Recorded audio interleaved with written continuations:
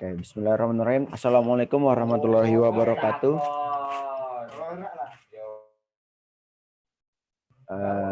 Salam sejahtera untuk kita semua. Shalom, Om Swastiastu, Namo Buddhaya, salam kebajikan. Selamat datang teman-teman dalam video kali ini.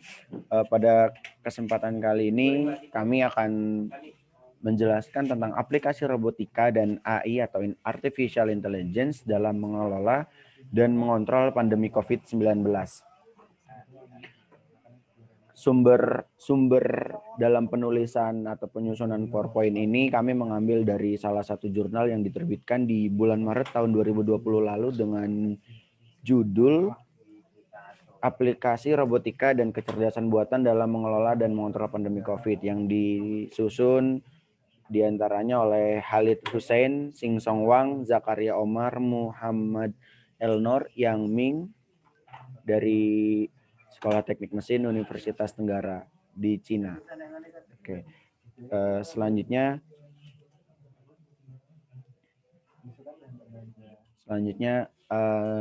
saya akan memperkenalkan diri.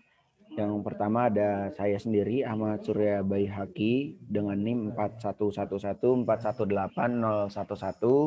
Kemudian ada kawan saya Fajri Novar dan Winadi dengan NIM 4111418014. Mungkin Mas Fajri bisa melambaikan tangan. Nah, kemudian ada kawan saya juga Mas Aulia Fikri Furkon dengan NIM 4114181038. Mas Fikri boleh melambaikan tangan. Oke. Oke, mungkin bisa dilanjut. Oke, latar belakang dari penyusunan jurnal ini karena pandemi COVID-19 telah melahirkan banyak hal-hal baru seperti aplikasi dan prospek robot, termasuk drone, robot pengiriman, robot disinfeksi untuk disinfektan, kemudian ada robot medis dan robot layanan untuk memerangi COVID-19. Total kasus COVID-19 yang dikonfirmasi pada per tanggal 10 November 2020 itu tercatat kurang lebih ada 52 juta kasus. Padahal masih terlalu awal dari saat kemunculan COVID-19. Sangat diharapkan bahwa semua bentuk teknologi dapat diterapkan untuk mengelola dan menangani pandemi ini dan dapat memainkan peran penting jika dikembangkan secara efektif. Latar belakang kelompok kami memilih kasus COVID sendiri karena yang saat ini karena relevan dengan keadaan saat ini.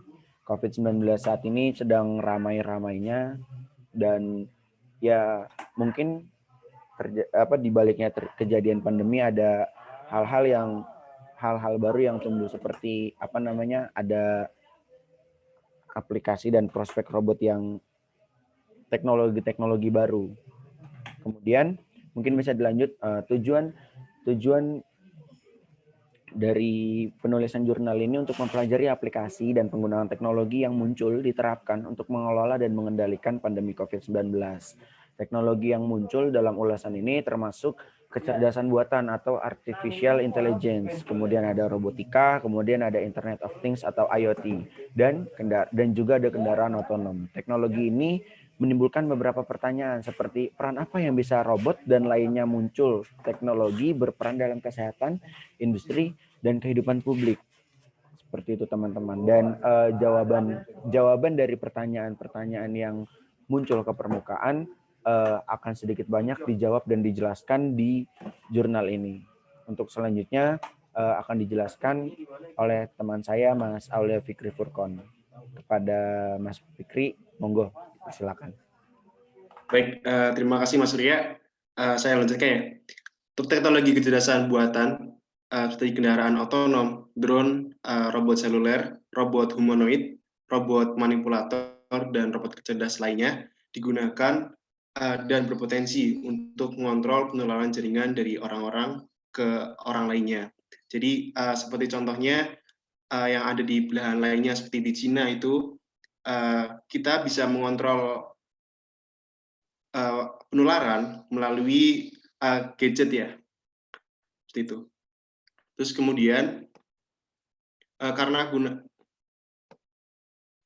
karena gunaannya yang tinggi, lahir pertimbangan AI dan robotika dalam kesehatan. Kemungkinan akan berlanjut setelah pandemi COVID-19.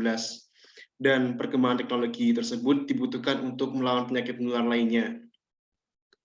Seperti tadi, bukti yang dari Cina dan tempat lain menunjukkan bahwa robotika dan AI teknologi dapat membantu memerangi COVID-19 dan mempertahankannya jarak sosial antara orang-orang dan melakukan beberapa pengembangan yang dibutuhkan.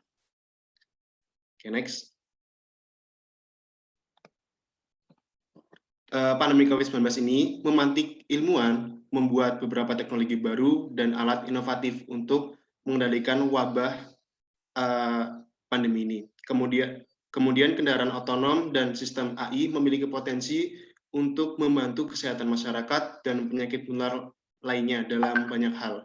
Misalnya, dapat digunakan untuk disinfeksi, mengukur tanda gejala, membantu pemantauan, dan pengiriman obat-obatan dan makanan. Jadi sangat membantu pada pemerintahan. Hal tersebut dapat membantu menghentikan penyakit menular lainnya atau secara umum disebut dengan screening dan pemantauan selama wabah Ebola tahun 2015 kemarin. Yang sudah diselenggarakan seminar yang diselenggarakan oleh Kantor Sains Gedung Putih dan Kebijakan Teknologi dan National Science Foundation mengakui 3 sektor besar di mana robot dan kendaraan otonom dapat membantu perbedaan. Seperti contohnya di medis perawatan ya, misalnya dekontaminasi dan telemedicine. Kemudian pengintaian, misalnya memantau kepatuhan dengan karantina sukarela. Dan yang terakhir yaitu logistik yang ketiga, misalnya penanganan dan pengiriman limbah yang terkontaminasi oleh pandemi ini. Oke, mungkin bisa dilanjutkan lagi oleh Mas Fajri. Ya, saya persilakan. Terima kasih Mas Fikri. Sebagai otoritas dan asosiasi medis yang berjuang untuk mengelola transmisi COVID-19, teknologi baru digunakan untuk berkontribusi pada sistem perawatan kesehatan dan dapat mengurangi stres staf perawat kesehatan mungkin. Karena di teknologi ini tuh bisa membantu teman-teman, membantu staf perawat-perawat kesehatan di luar sana itu untuk berjuang dengan COVID tanpa kita harus melakukan kontak secara langsung seperti itu. Nah, di sini ada sebuah implikasi yang dimana robot-robot yang digunakan di publik itu memiliki 2 tujuan utama. Yang pertama itu ada yang mendisinfeksi, sama aja kayak mungkin kita mendisinfektan orang-orang itu tapi melalui robot, dan memantau ruang. Memantau ruang itu mungkin semacam robot yang bisa keliling atau mungkin CCTV yang bisa memantau kegiatan warga, yang untuk kita memastikan itu warga itu tidak, agar selalu mematuhi social distancing yang diterapkan oleh masing-masing negara seperti itu. Terus juga robot-robot ini itu bisa memastikan ketersediaan pangan yang cukup, seperti yang digunakan di kota Wuhan ya, di kota Wuhan Cina itu robot-robot itu dimodifikasi seperti versi robot yang ada aplikasinya buat nanti bisa nyemprot. Terus juga mereka udah digunakan di sana itu untuk mensterilkan area luar ruangan di Wuhan, di Shenyang, dan di Hangzhou, dan mungkin banyak di kota-kota lainnya di dunia. Dan mereka itu mengendalikannya dari jarak jauh, dari ponsel atau tablet, smartphone kayak gitu. Selain itu, COVID-19 juga memantik perusahaan secara keseluruhan untuk menyelesaikan kembali versi robot mereka untuk beradaptasi dengan lingkungan baru. Mungkin banyak perusahaan yang sudah menciptakan robot-robot, tapi karena di sini telah terjadi pandemi, nah jadi bisa dilakukan penyesuaian, dilakukan adaptasi dari perusahaan-perusahaan itu untuk gimana robot itu relate terhadap apa yang terjadi pada saat ini. Jadi mungkin bisa diberi tambahan, bisa nyemprot disinfektan, bisa ngecek apa, seperti itu. Sebagai contoh, robot Spot dikembangkan oleh perusahaan Dinamika Boston ini memiliki tablet terpasang universal yang memfasilitasi konferensi video dengan pasien.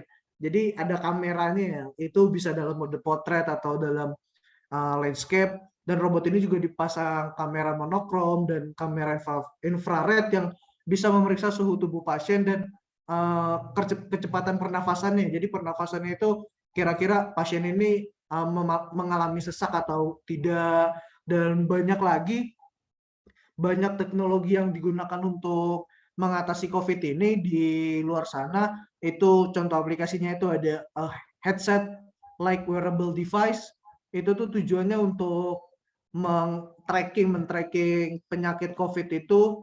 Terus juga ada Fuzzy Based Sliding Mode Control, FBSMC, dan Fuzzy Monitoring Adaptive Sliding Mode Control.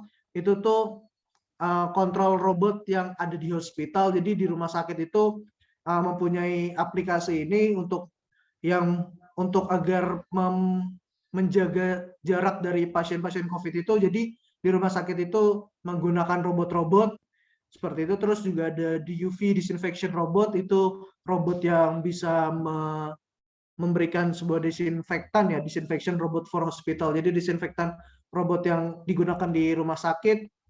Terus ada miniatur robot, itu buat robot yang melakukan swab, tapi itu robot yang melakukan swabnya. Terus ada repurposing factories with robotics in the face of COVID. Nah itu tuh sebagai produksi ventilasi dari robot itu. Terus ada 3D laser scanning, ada contact tracing, smartphone application. Nah ini menarik juga sih, karena melalui wireless dan Bluetooth itu kita bisa mengidentifikasi orang-orang ini kok termasuk kontak dekat dengan pasien COVID atau tidak. Nah itu sudah ada di luar negeri sana. Terus ada juga AI System for Rapid Diagnosis of Patient with COVID. Jadi ini sebuah aplikasi yang bisa melakukan diagnosis rapid, dan dia ini juga sebagai suatu penyimpan data pasien yang sudah pernah dites COVID, dan bisa dilakukan pelacakan sebuah tracking yang mana ada yang mempunyai kontak dekat atau mempunyai kontak terhadap pasien yang dinyatakan positif. Jadi udah banyak diciptakan di luar sana. Jadi emang secara garis besar ya kesimpulannya itu AI dan robotika ini tuh bisa banyak berdampak di pandemi COVID ini, tergantung bagaimana kita melihat sudut pandang dari kita sendiri. Dan harapannya pun teknologi ini ya mungkin COVID juga bisa membuat para ilmuwan-ilmuwan ini memberikan inovasi-inovasi yang bisa relate terhadap kondisi pada saat ini kayak gitu. Jadi setelah kita diskusi melalui jurnal ini, kita juga mempunyai mungkin sedikit pengetahuan bahwasanya di luar negeri sana pun banyak yang sudah memanfaatkan teknologi untuk agar kita bisa cepat selesai dari pandemi COVID seperti itu. Dan harapannya pun teknologi ini juga nggak hanya bisa digunakan pada saat pandemi COVID, tapi mungkin bisa digunakan berkelanjutan, karena mungkin kita tidak ada yang tahu bahwa penyakit menular lainnya pun sebenarnya banyak, karena juga pada saat ini kita merecord pun sudah muncul penyakit COVID dengan versi baru ya, versi apa sih namanya itu, seri apa lah itulah katanya, yang lebih cepat menular. Harapannya pun dari ilmuwan-ilmuwan di luar sana maupun di Indonesia bisa menggunakan artificial intelligence, kecerdasan buatan, agar kita nggak perlu lagi merelakan nyawa manusia untuk berjuang dengan COVID, tapi kita bisa menggunakan teknologi untuk melawan pandemi COVID ini. Mungkin sekian dari kelompok kami, penjelasan yang mungkin sedikit. Semoga teman-teman bisa mendapatkan pemahaman tentang artificial intelligence itu sendiri dan gimana AI itu beraplikasi kepada COVID-19 ini. Mungkin sekian dari kita. Terima kasih. Saya kembalikan kepada Mas Surya tadi yang membuka. Oke, terima kasih Mas Fajri dan Mas Fikri atas sedikit penjelasannya. Jadi sudah dijelaskan panjang sedikit banyak oleh teman-teman saya terkait penerapan artificial intelligence atau kecerdasan buatan dalam kesempatan kali ini itu ke penanganan COVID-19. Untuk sumber jurnal sendiri nanti akan kami cantumkan di link YouTube seperti itu teman-teman. Jadi mungkin teman-teman bisa menjadikan jurnal yang kami baca, yang kami diskusikan sebagai referensi dalam membaca. Mungkin cukup sekian dari saya dan teman-teman, kurang lebihnya mohon maaf. Harapannya kita bisa sama-sama belajar ke depan teman-teman. Saya akhiri, wabillahi taufiq wal hidayah. Wassalamualaikum warahmatullahi wabarakatuh. Sampai jumpa.